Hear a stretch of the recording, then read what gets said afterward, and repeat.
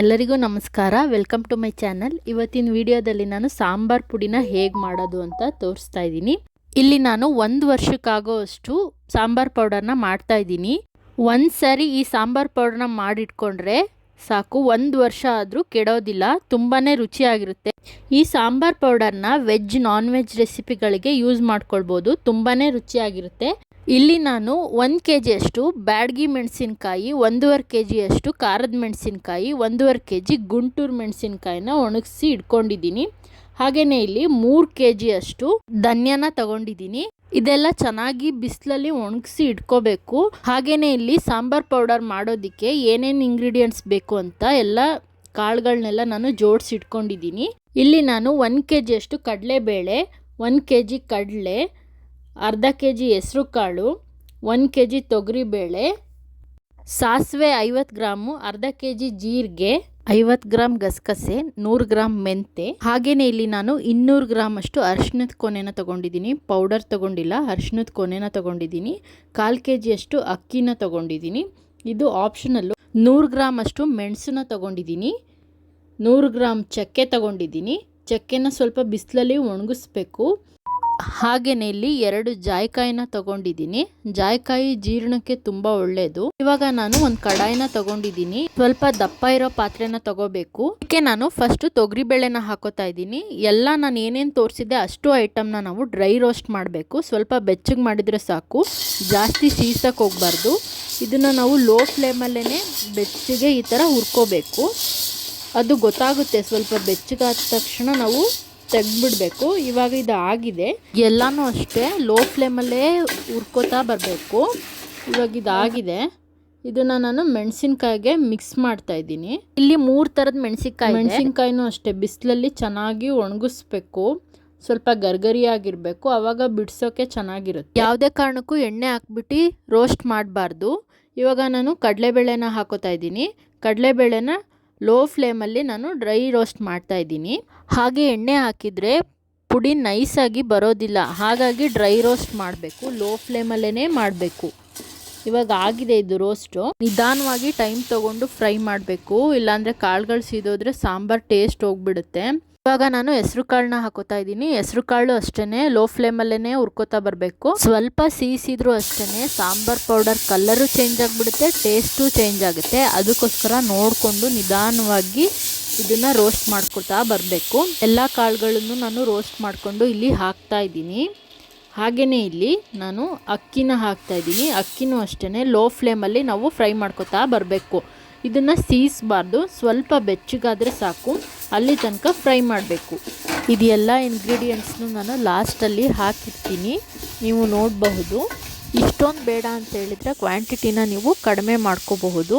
ವಿಡಿಯೋನ ಸ್ಕಿಪ್ ಮಾಡದೆ ನೋಡಿ. 1 ಸ್ಟೆಪ್ ಮಿಸ್ ಆದ್ರೂ ಸಾಂಬಾರ್ ಪೌಡರ್ ಚೆನ್ನಾಗಾಗೋದಿಲ್ಲ. ಹಾಗೆಯೇ ಇಲ್ಲಿ ನಾನು ಚಕ್ಕೆನ ಹಾಕೋತಾ ಇದ್ದೀನಿ. ಚಕ್ಕೆನೂ ಅಷ್ಟೇ ಲೋ ಫ್ಲೇಮಲ್ಲಿ ನಾವು ಇದನ್ನು ಡ್ರೈ ರೋಸ್ಟ್ ಮಾಡ್ಕೋಬೇಕು.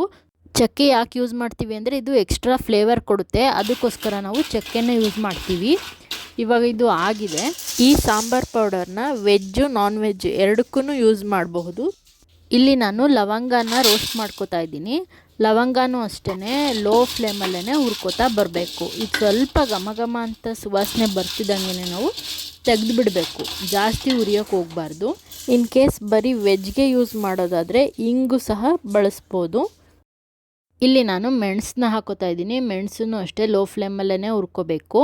ನಾವು ಈ ಸಾಂಬಾರ್ ಪೌಡರ್ನ ವೆಜ್ ನಾನ್ ವೆಜ್ಗೆ ಯೂಸ್ ಮಾಡೋದ್ರಿಂದ ನಾನಿಲ್ಲಿ ಹಿಂಗನ್ನ ಹಾಕ್ತಾ ಇಲ್ಲ. ನೀವು ಬರೀ ವೆಜ್ ಯೂಸ್ ಮಾಡೋದಾದರೆ ಹಿಂಗನ್ನ ಹಾಕ್ಕೊಳ್ಳಿ, ತುಂಬಾ ಟೇಸ್ಟಿಯಾಗಿರುತ್ತೆ, ಹೆಲ್ತಿಗೂ ಒಳ್ಳೆಯದು. ಇವಾಗ ಕಡಲೆನ ಹಾಕೋತಾ ಇದ್ದೀನಿ. ಕಡಲೆನೂ ಅಷ್ಟೇ ಲೋ ಫ್ಲೇಮಲ್ಲೇ ಹುರ್ಕೋಬೇಕು. ಯಾವುದನ್ನು ಅಷ್ಟೇ ಸೀಸಕ್ಕೆ ಹೋಗಬಾರ್ದು. ಸೀಸಿದರೆ ಸಾಂಬಾರು ಟೇಸ್ಟೇ ಹೋಗುತ್ತೆ ಮತ್ತು ಪೌಡರ್ದು ಕಲರೇ ಹೋಗುತ್ತೆ. ಅದಕ್ಕೋಸ್ಕರ ನಿಧಾನವಾಗಿ ಟೈಮ್ ತಗೊಂಡು ಹುರ್ಕೋತಾ ಬರಬೇಕು, ಲೋ ಫ್ಲೇಮಲ್ಲೇ ಹುರಿಬೇಕು.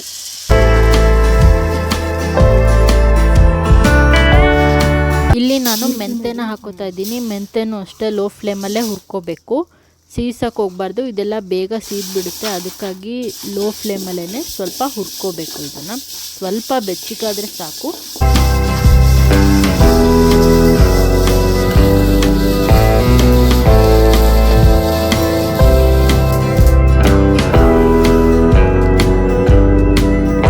ಇಲ್ಲಿ ನಾನು ಸಾಸಿವೆನ ಹಾಕೋತಾ ಇದ್ದೀನಿ. ಸಾಸಿವೆನೂ ಅಷ್ಟೇ ಸ್ವಲ್ಪ ಬೆಚ್ಚಗಾದರೆ ಸಾಕು, ಸ್ವಲ್ಪ ಸಿಡಿಯುತ್ತೆ, ಆವಾಗ ಗೊತ್ತಾಗುತ್ತೆ ಅದು ಸಿಡಿಯೋದು, ಅಲ್ಲಿ ತನಕ ಹುರ್ಕೊಂಡ್ರೆ ಸಾಕು.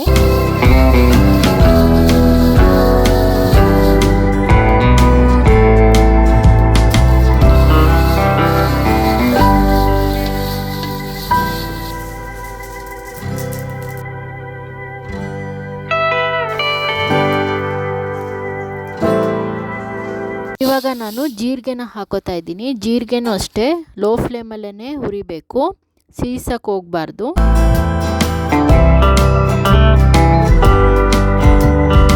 ಇಲ್ಲಿ ನಾನು ಗಸಗಸೆನ ಹಾಕೋತಾ ಇದ್ದೀನಿ. ಗಸಗಸೆನೂ ಅಷ್ಟೇ ಲೋ ಫ್ಲೇಮಲ್ಲೇ ಹುರಿಬೇಕು.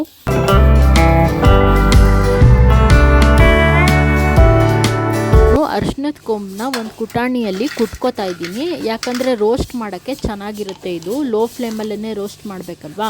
ಈ ಥರ ಇದ್ದರೆ ನಾವು ರೋಸ್ಟ್ ಮಾಡೋಕ್ಕೆ ಅಷ್ಟು ಚೆನ್ನಾಗಾಗೋದಿಲ್ಲ. ಇವಾಗ ಇದನ್ನು ಈ ಥರ ಕುಟ್ಕೊಂಡು ನಾನು ಬಿಸಿಲಲ್ಲಿ ಒಣಗಿಸಿದ್ದೀನಿ ಒಂದು ಅರ್ಧ ದಿನ. ಇವಾಗ ಈ ಥರ ಒಣಗಿದೆ ಇದು. ಈಗ ನಾನು ಹುರ್ಕೋತಾ ಇದ್ದೀನಿ ಇದನ್ನು ಅಷ್ಟೇ ಒಂದು ಸ್ವಲ್ಪ ಲೋ ಫ್ಲೇಮಲ್ಲಿ ಹುರ್ಕೊಂಡ್ರೆ ಸಾಕು. ಕೆಲವೊಬ್ಬರು ಪೌಡರ್ನ ಯೂಸ್ ಮಾಡ್ತಾರೆ, ಅರಿಶಿನದ ಪೌಡರು. ಅದಕ್ಕಿಂತ ಇದು ಅರಿಶಿನದ ಕೊಂಬು ತುಂಬ ಟೇಸ್ಟಿಯಾಗಿರುತ್ತೆ, ಹೆಲ್ತಿಗೂ ಒಳ್ಳೆಯದು. ಇಷ್ಟೆಲ್ಲ ಆದಮೇಲೆ ನಾನು ಧನಿಯಾನ ಹುರ್ಕೋತಾ ಇದ್ದೀನಿ. ಧನಿಯಾನೂ ಅಷ್ಟೇ ಸ್ವಲ್ಪ ಘಮ ಘಮ ಅಂತ ಸುವಾಸನೆ ಬರ್ತಿದ್ದಂಗೆ ನಾವು ತೆಗೆದ್ಬಿಡ್ಬೇಕು, ಅಲ್ಲಿ ಗೊತ್ತಾಗುತ್ತೆ. ಸ್ವಲ್ಪ ಬೆಚ್ಚಗಾದರೆ ಸಾಕು. ಇಲ್ಲಿ ನಾನು 3 kg ಅಷ್ಟು ಧನಿಯಾ ಬೀಜನ ತಗೊಂಡಿದ್ದೀನಿ. ಹಾಗೆಯೇ ಇಲ್ಲಿ ಕರ್ಬೇವಿನ ಸೊಪ್ಪನ್ನ ನಾನು ಒಂದು 2 ಕಟ್ಟಷ್ಟು ತಗೊಂಡು ಒಣಗಿಸಿ ಇಟ್ಟಿದ್ದೀನಿ. ಇದನ್ನು ಸ್ವಲ್ಪ ಲೋ ಫ್ಲೇಮಲ್ಲಿ ಹುರ್ಕೋತಾ ಇದ್ದೀನಿ. ಇವಾಗ ಇದೆಲ್ಲ ಇಷ್ಟು ಹುರ್ಕೊಂಡು ಆಗಿದೆ. ನಾವು ಹಾಗೆಯೇ ಇಲ್ಲಿ ಜಾಯಿಕಾಯಿನ ತೊಗೊಂಡಿದ್ದೀನಿ 2. ಒಂದು ಕುಟಾಣಿಯಲ್ಲಿ ಹಾಗೆ ಕುಟ್ಕೋತಾ ಇದ್ದೀನಿ. ಜಾಸ್ತಿ ಪುಡಿ ಮಾಡೋಕ್ಕೆ ಹೋಗ್ತಾಯಿಲ್ಲ, ಸುಮ್ಮನೆ ಹಾಗೆಯೇ ಒಂದು 2 ಪೀಸ್ 3 ಪೀಸ್ ಆಗೋಷ್ಟು ಕುಟ್ಕೊಂಡು ಇದನ್ನು ಹಾಕ್ತಾಯಿದ್ದೀನಿ. ಇವಾಗ ಇದು ರೆಡಿ ಆಗಿದೆ. ಯಾವ್ದ್ಯಾವ್ದು ನಾವು ಡ್ರೈ ರೋಸ್ಟ್ ಮಾಡ್ಕೊಂಡಿದ್ವಿ ಅದೆಲ್ಲ ಕಾಳುಗಳು ಇಲ್ಲಿ ಇದೆ. ಇದನ್ನು ನಾವು ಚೆನ್ನಾಗಿ ಮಿಕ್ಸ್ ಮಾಡಬೇಕು. ಇವಾಗ ಒಂದು ಕೋಲಲ್ಲಿ ನಾನು ಇದನ್ನು ಮಿಕ್ಸ್ ಮಾಡ್ತಾಯಿದ್ದೀನಿ.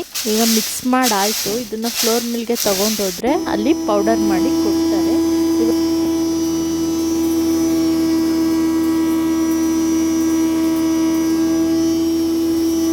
ನೋಡಿ ಈ ರೀತಿ ಆಗಿದೆ. ಇದು ಫೈನ್ ಪೌಡರ್ ಆಗಿದೆ.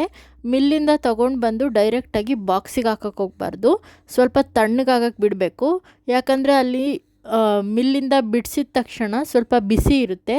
ತಕ್ಷಣ ನಾವು ಬಾಕ್ಸಿಗೆ ಹಾಕಿದರೆ ಸ್ವಲ್ಪ ಮುದ್ದೆ ಮುದ್ದೆ ಥರ ಆಗಿಬಿಡುತ್ತೆ. ಅದಕ್ಕೆ ಸ್ವಲ್ಪ ಇದನ್ನು ತಣ್ಣಗಾಗಕ್ಕೆ ಬಿಟ್ಟು ಆಮೇಲೆ ಒಂದು ಬಾಕ್ಸಿಗೆ ಹಾಕಿ ಇಟ್ಕೋಬೇಕು. ಇದನ್ನು ನಾವು 1 ವರ್ಷ ಆದರೂ ಏನೂ ಆಗಲ್ಲ, ಹೀಗೇ ಇರುತ್ತೆ. ತುಂಬ ಟೇಸ್ಟಿಯಾಗಿರುತ್ತೆ. ವೆಜ್ಜು ನಾನ್ ವೆಜ್ಜು ಪಲ್ಯಗಳು ಸಾಂಬಾರು ಎಲ್ಲದಕ್ಕೂ ಯೂಸ್ ಮಾಡ್ಬೋದು. ತುಂಬಾ ಟೇಸ್ಟಿಯಾಗಿರುತ್ತೆ. 1 ವರ್ಷ ಆದ್ರೂ ಏನೂ ಆಗೋದಿಲ್ಲ. ಹಾಗೆಯೇ ಇದೇ ಟೇಸ್ಟ್ ಕೊಡುತ್ತೆ. ಮನೇಲಿ ನಾವು ರುಚಿಯಾಗಿ ಊಟ ಮಾಡಬೇಕು ಅಂದರೆ ಈ ರೀತಿ ಖಾರ ಪುಡಿ ಇದ್ರೇ ನಾವು ಅಡುಗೆನ ಚೆನ್ನಾಗಿ ಮಾಡೋಕ್ಕಾಗೋದು. ಈ ರೀತಿ ಟ್ರೈ ಮಾಡಿ ನೋಡಿ, ತುಂಬ ಟೇಸ್ಟಿಯಾಗಿರುತ್ತೆ. ಈ ರೆಸಿಪಿ ನಿಮಗೆ ಇಷ್ಟ ಆಗಿದರೆ ಪ್ಲೀಸ್ ಸಬ್ಸ್ಕ್ರೈಬ್ ಮಾಡಿ, ಲೈಕ್ ಮಾಡಿ, ಶೇರ್ ಮಾಡಿ. Thank you all.